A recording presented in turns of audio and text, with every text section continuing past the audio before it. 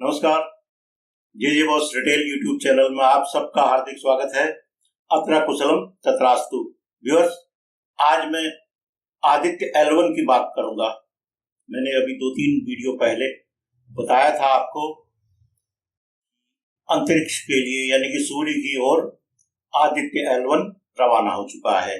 अब तक यानी कि 15 सितंबर की सुबह के 2 बजे तक इसने 4 छलांगे लगा दी हैं।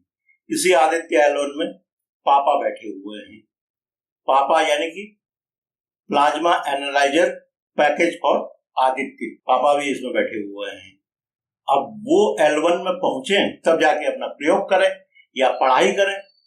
सूरज को जो पढ़ने गए हुए हैं पापा यहाँ से, तो जब वो पहुंचेंगे तभी होगा। हाँ, अब बात करते हैं कि ये 4 छलांगे कैसे हुई, क्या है, आइए देखते हैं। अंतरिक्ष में जिस तरह से आदित्य L1 की यात्रा है, वो जिस तरह से झूले में आप पैंगे बढ़ाते हैं, एक बार में हल्का सा आगे, दूसरी बार में उसके और आगे, तीसरी बार में उसके और आगे, तो जो झूले में जिस तरह से पैंगे बढ़ाते हैं, उसी तरह से पैंगे यहाँ अंतरिक्ष में भी हो रही हैं, पृथ्वी के चारों तरफ घूमते हुए। वो पेंडुलम की तरह से पैंगे नहीं बढ़ा रहे हैं, वो पूरे चारों ओर, जैसे आप रोप वाली जो रस्सी होती है, रस्सी कूद करते हो, शुरू में आप हल्के हल्के करते हो, फिर धीरे धीरे अगर आप उसकी स्पीड बढ़ाते हो तो वो तन भी जाता है, उसमें टेंशन भी आ जाता है और प्लस वो और ऊंचा भी जाता है। तो यही बात यहाँ पर भी है। 2 सितंबर 2023 को जब आदित्य L1 ने उड़ान भरी अंतरिक्ष के लिए, यानी कि सूरज की ओर जाने के लिए जब उड़ान भरी, तो उसको PSLV C-57 जो रॉकेट था वो ले गया। उसने पहला घेरा दिख रहा है हरे रंग का, तो यहां तक उसने पहुंचा दिया। उसके बाद 3 सितंबर 2023 को 11:40 अर्थ के सबसे करीब जब वो आया आदित्य L1, तो उस समय इसके रॉकेट दागे गए, तो इसने फिर छलांग लगाई। ये जो हरा वाला घेरा है तो इसमें आ गया। अगली छलांग 5 सितंबर को लगाई। ये देखिए कि 2 घेरे हो चुके हैं। ये तीसरे घेरे में ये जहां ये बने हुए हैं, एरो बने हुए हैं, ये निशान बने हुए हैं। ये हुआ 5 सितंबर की सुबह, यानी कि मध्य रात्रि के लगभग 2:45 में 282 किलोमीटर गुणा 40,225 किलोमीटर के अंडाकार ऑर्बिट पर वो घूमा। जो ये मैं कह रहा हूं आम शब्दों में छलांग लगाना, इसको वैज्ञानिक लोग अर्थ बाउंड मैन्यूवर कहते हैं। यानी कि पृथ्वी के जो घेरे में है, इससे जो मैन्यूवरिंग करना, इसमें कलाबाजी करना, वो जो तीसरी बार हुई, ये जाकर के 10 सितंबर को हुई। जो नया ऑर्बिट इसने पकड़ा वो है सबसे नजदीकी पोजीशन 296 किलोमीटर गुणे 71,767 किलोमीटर। अब अगली छलांग जो है वो 10 सितंबर को हुई। तो 10 सितंबर को जो छलांग हुई, इसमें 296 किलोमीटर सबसे नजदीकी, सबसे दूर का फासला 71,767 किलोमीटर। इसके बाद आता है चौथा अर्थबाउंड मैन्यूवर।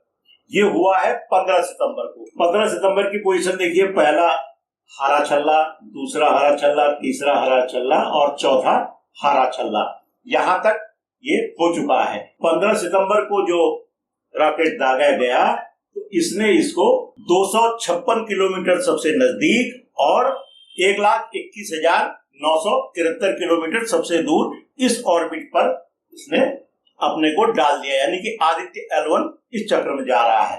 अब जब है कि 19 सितंबर को रात के 2 बजे ये जब आएगा, तो ये जो है किस लाइन में, यहां से जो ये लाल वाली लाइन दिख रही है, ये to sun earth L1 position, इस रूट पर आदित्य L1 चला जाएगा। अब ये रूट क्या होगा, इस रूट को आप समझिए। इससे ये हमारा अर्थ था, ये 4 बार चक्कर मारा, ये 5वीं बार में जो 19 तारीख को इस रूट पर चला जाएगा। यहां जाने के बाद ऐसे घूम करके ये आया। ये है L1 पोजीशन। हमारी धरती से ये पोजीशन 15 लाख किलोमीटर दूर है। 15 लाख किलोमीटर दूर पर ये त्रिशंकु की पोजीशन है। इस पॉइंट में सीधे कोई भी ऑब्जेक्ट नहीं जाता है, वहां पहुंचा पाना भी बड़ा मुश्किल होता है। उसके बाहर के एक छल्ले को, जिसको हैलो हम लोग कहते हैं, एक आभा जो क्षेत्र है, वहां पर जाकर के इसको पहुंचा दिया जाता है, तो उसी के चारों तरफ वो घूमने लगता है। तो ये L1 पोजीशन ये है।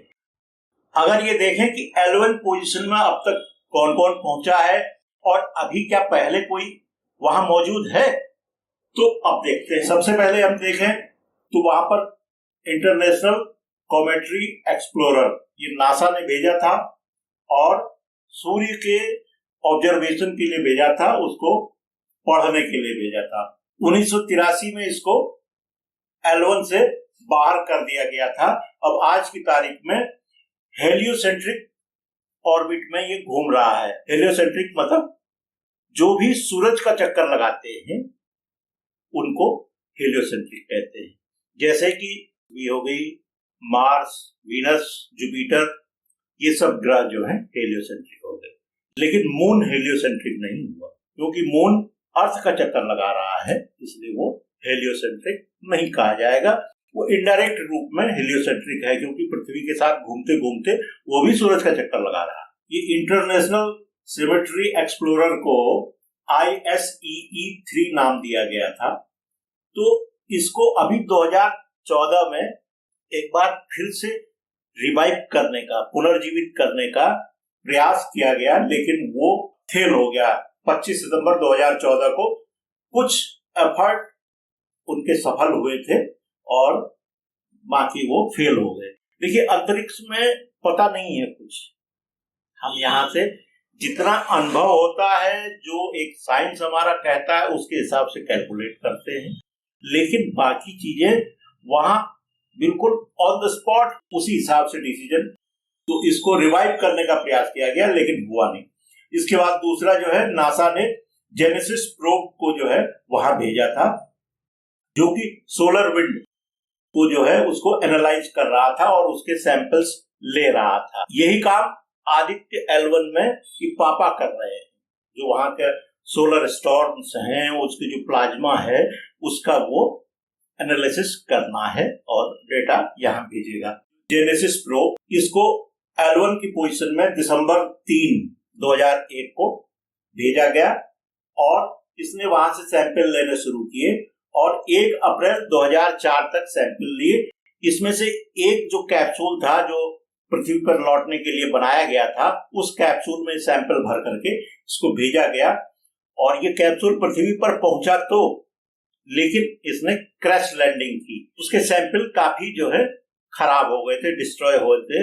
जेनेसिस का बाकी का जो उसका मॉड्यूल था, जिसको हम लोग मॉड्यूल कहते हैं, उसको ले जाने वाला, जिसमें रॉकेट वगैरह वगैरह छोटे वाले रॉकेट लगे रहते हैं, उसको जो है हेलिसेंट्रिक ऑर्बिट में भेज दिया गया। अब जो तीसरे नंबर का है, लीसा पाथफाइंडर, LISA पाथफाइंडर, इसको 3 दिसंबर 2015 को लॉन्च किया गया और वहां ये 22 जनवरी 2016 को पहुंचा। चीन का जो है चैंग्स 5 नाम का ऑर्बिटर वहां पर अभी घूम रहा है। अभी जो वहां पर मौजूद हैं, उसमें सबसे जो प्रमुख ऑब्जेक्ट है, सोलर एंड हेलियोस्फेरिक ऑब्जर्वेटरी, जिसका नाम है सोहो। ये जो है L1 की ऑर्बिट में घूम रहा है। ये आउटर लेयर ऑफ द सन, यानी कि सन की जो बाहरी आवरण है, उसका ये ऑब्जर्वेशन कर रहा है। इसके अलावा एक ईसा क्या है, यूरोपियन स्पेस एजेंसी, इसका भी एक ऑब्जेक्ट वहां पर काम कर रहा है।